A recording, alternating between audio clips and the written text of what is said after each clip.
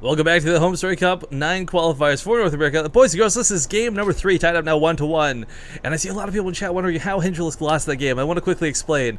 That was an all-in, guys! There was no tech follow-up behind it. He didn't have evolution chambers. He didn't have lair, or, well, he did have lair, but he wasn't going for anything other than the attack that was meant to end the game. And if you hold that off as a Terran player with 3 bases, I would remind you, he still had his 3rd base while that was going on, then you're going to be so set to take that game. So hendralisk knew that it wasn't worth wasting the time. Goes to game number 3, and, let's see how this fares out. Spawning here in the top right corner of the map, the man I'm just talking about. He's light blue. He's playing for Complexity Gaming. Ladies and gentlemen, hendralisk. And his opponent in the lower left. He's pink. He's Terran. For IVD Gaming, it is intense. But okay, an all-in is an all-in no matter how you look at it. I don't know if hendralisk will necessarily do the same one. There's a lot of pressure put on that game, though, if we could talk about that for a second. That wasn't the roaches and the banelings at the end of the game. From the moment, like the first moment of that game, hendralisk was putting on Zerglings. He made 18 early on. I don't think that's something he's going to try and do here on Way Station. It's a bit of a different map, but King Sejong Station was a map that I think he's really hoping to catch Intense more or less off guard with. Shutting down his scouts so early, kind of thought he'd be able to play in the dark and, you know, like a ninja, strike from the shadows, but... Again, Intense, man, even in game number 1 that he lost, in game number 2 that he won, like both times, he's had the sickest holds.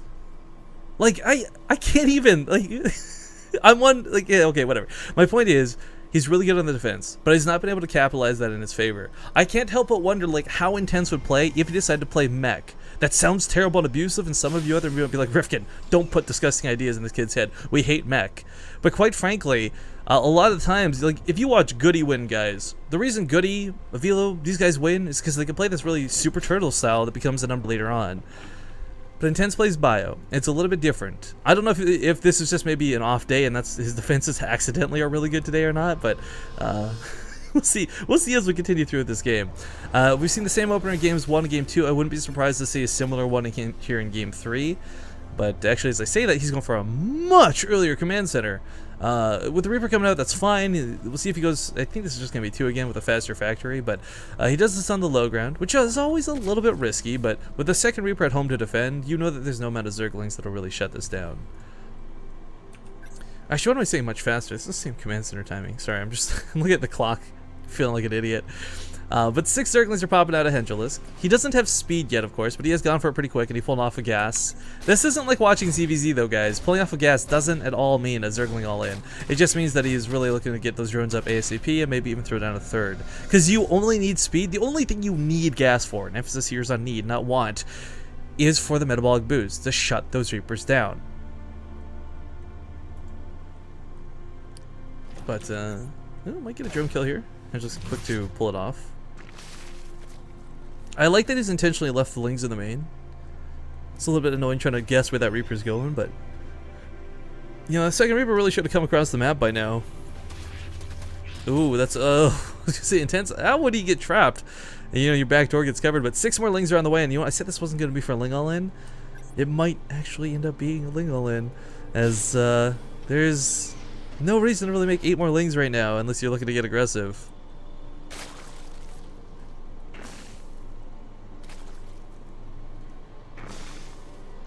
But coming across the map, hendralisk with metabolic boost soon in tow. He doesn't have a baneling nest. I don't know what he's planning to do with this.